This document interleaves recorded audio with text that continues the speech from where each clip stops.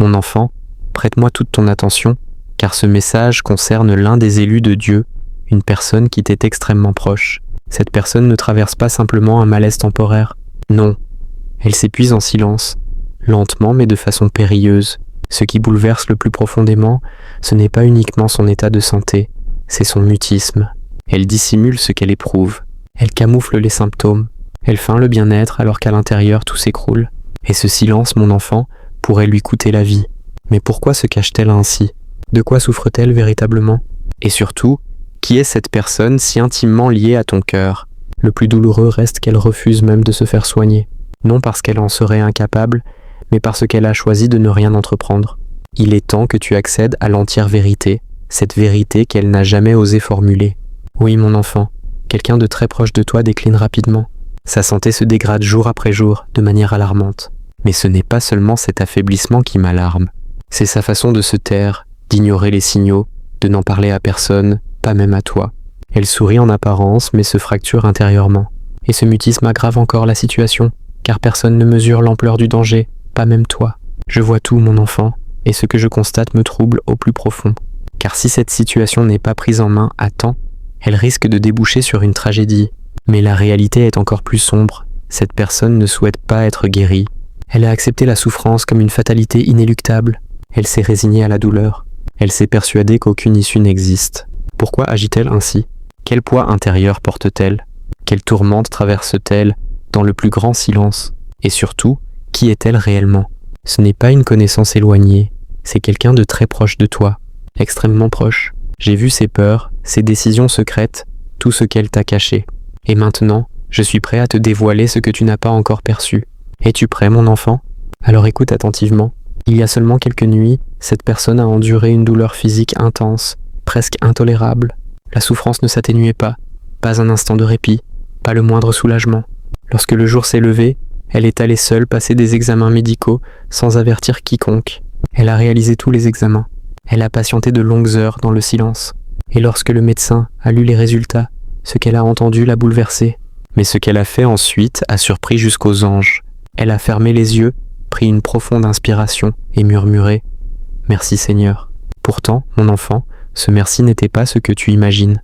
Ce n'était pas une reconnaissance pour une guérison, ni pour un traitement, ni pour un nouveau souffle de vie. Elle remerciait pour quelque chose de bien plus tragique. Le temps qui lui restait pour laisser la maladie suivre son cours jusqu'au bout. Oui, mon enfant, elle ne cherche pas à être sauvée. Elle se prépare à renoncer. Elle s'incline devant la souffrance comme si c'était son destin. Elle a accepté sa propre chute. Et toi, as-tu déjà vu quelqu'un sourire face à sa propre destruction? Moi, oui. Ce jour-là, au lieu de lutter, elle a souri. Et ce qui suit est encore plus inquiétant. Son silence s'épaissit, sa douleur s'enracine, et le temps file. Cette histoire ne concerne plus uniquement sa vie. Elle te concerne toi, mon enfant. Toi, l'élu que Dieu a placé auprès d'elle. Toi qui as un rôle décisif à tenir. Car elle pense que la guérison ne lui est pas destinée. Elle prête l'oreille aux mensonges du malin.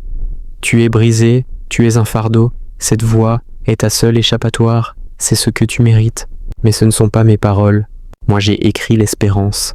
J'ai écrit la victoire. J'ai écrit la guérison. Comme je l'ai déclaré dans Jérémie 29:11, je connais les projets que j'ai formés pour vous, projets de paix et non de malheur. Et dans Jean 10:10, le voleur ne vient que pour voler, égorger et détruire. Moi je suis venu afin que les brebis aient la vie et qu'elles l'aient en abondance. Or cette personne confond la souffrance avec ma volonté. Elle croit que la douleur vient de moi alors qu'elle écoute la voix de l'ennemi. Elle pense que la fin est proche alors que je n'ai même pas achevé d'écrire son histoire.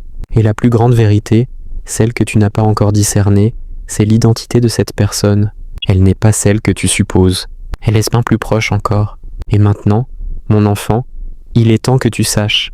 Approche-toi.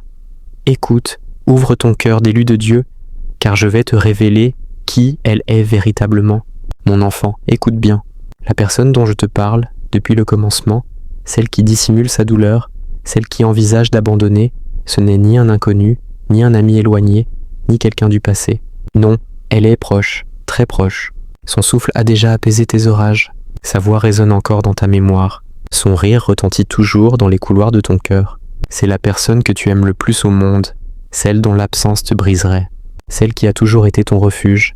Oui, mon enfant, c'est elle, et tu le savais déjà. Cette pesanteur dans ta poitrine, ce frisson dans ton âme, ce n'était pas de la peur, c'était la reconnaissance. Car avant même que je prononce son nom, ton cœur l'avait déjà murmuré. Cette intuition silencieuse, c'était moi qui te confirmais ce que ton esprit pressentait.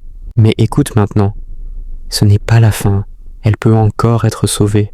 Elle s'est détournée de l'espérance, mais moi, je ne me suis pas détourné d'elle, et toi non plus. Car même dans le silence, même à travers la souffrance, ton amour continue de l'atteindre. Tu pries pour elle, tu intercèdes pour elle, tu crois encore en elle. La bataille n'est pas terminée, mon enfant, loin de là. L'amour l'enveloppe, ma main la protège. Mais j'ai besoin d'un allié, d'un élu capable de se tenir à mes côtés, quelqu'un qui croit encore à la guérison, quelqu'un qui aime assez pour combattre pour son avenir. Cet élu, c'est toi. Alors je te le demande, es-tu prêt à intercéder, à porter la lumière alors qu'elle est perdue dans l'ombre, à croire pour deux quand elle ne parvient plus à croire pour elle-même? Si ta réponse est oui, alors nous commençons.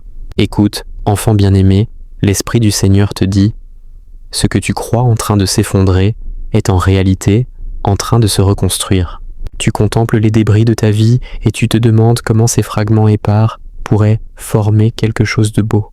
Tes rêves paraissent brisés, tes projets se sont évanouis, ton cœur est lourd et incertain. Pause, respire. Laisse-moi parler à ton âme tremblante. Tout ce qui semble détruit est en vérité en train d'être réorganisé par ma main. Je suis l'architecte divin et je ne gaspille jamais le moindre morceau de ton histoire. Ce qui paraît chaotique est voulu.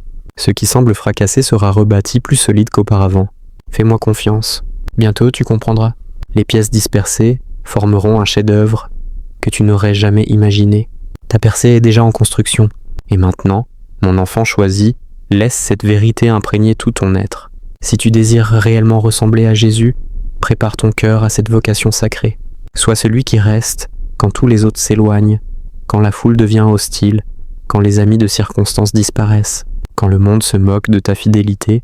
Tiens-toi debout, comme un chêne dans la tempête, les racines profondément ancrées dans mon amour. Sois celui qui pardonne même quand c'est immérité, même quand on ne te le demande pas, même quand la justice humaine réclame le contraire. Laisse la miséricorde couler en toi comme une rivière intarissable. Quand les autres accusent, quand les autres jugent, toi, tends la main, discerne le cœur brisé derrière la faute. Sois celui qui aime même lorsqu'on le trahit. C'est là que le divin rencontre l'humain, dans cet espace sacré où l'amour choisit de demeurer quand la logique ordonne de partir.